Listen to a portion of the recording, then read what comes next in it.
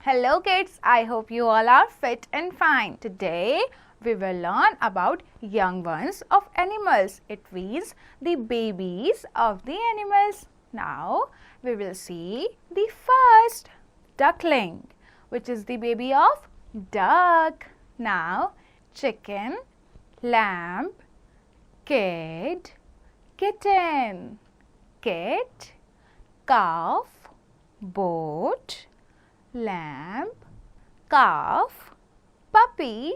Puppy is very cute. K-I-T-T-N-E, kitten. I hope kids you have understood this very well.